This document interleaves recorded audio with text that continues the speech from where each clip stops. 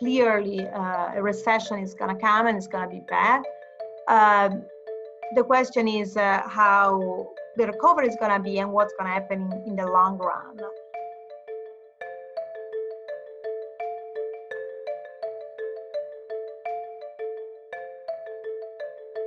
One issue that is important that has been emphasized in the recent debate is inequality. The short-run effects are amplifying the inequality that is already a big issue in the United States. The reason being that those sectors that are shut down where work cannot be done virtually are mostly sectors where the workers are in low-income families, and this has been proven particularly stressful for those families. So inequality is one important issue that is here in the short run, and the question is it going to be solved in the long run, this amplifying effect, or is going to be still there? And of course, in thinking about that, the transformation of the economy is going to matter. And here I go on my second point, which is how the economy is going to transform in the long run. And in the long run, what I believe is a more important effect of the current crisis is the fact that we have been learning a lot of doing things virtually, both production and education and social dynamics and support. So this is an important innovation and is an important innovation process that is happening, and this is going to have impact on the way in which the production is going to happen also when the crisis, when the epidemic is going to be over, and on possibly on education as well. I think this transformation in terms of progress on the virtual dimension is going to be particularly important for women and for women participation into the labor force.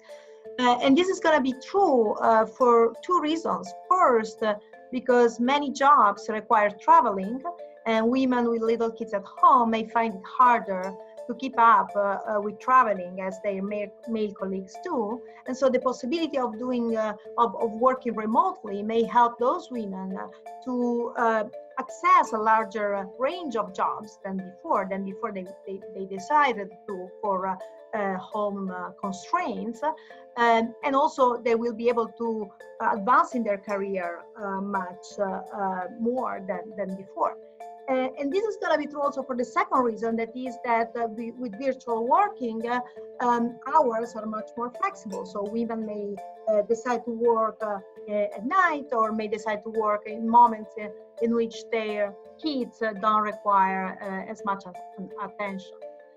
So I think that potentially this, if used in the right way, is advent of virtual working may be particularly important for increasing the participation of women and improving the productivity of the overall economy, because valuable women will be now able to do what before they couldn't for constraints coming from their home and schooling and helping their kids requirements.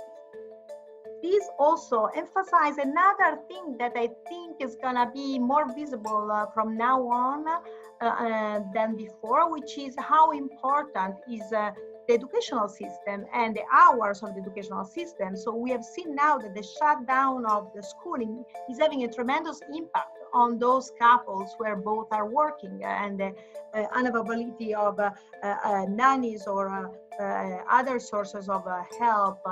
And so this, I think, is going to be in the mind of policymakers in designing, in thinking about the designing of the school system, and is possibly and hopefully going to be done in a way that is going to be even more helpful for the women who work in the future. I think this is going to emphasize the importance of schooling even before kindergarten, for example, preschooling, nursery schools, and so forth, and the access to those type of school possibility for lower income family, for example. This is going to be important also for the design of hours, so the flexibility in the hours of the schools, even at a higher level like primary and secondary schools, and hopefully there are going to be more flexible programs that can help working couples.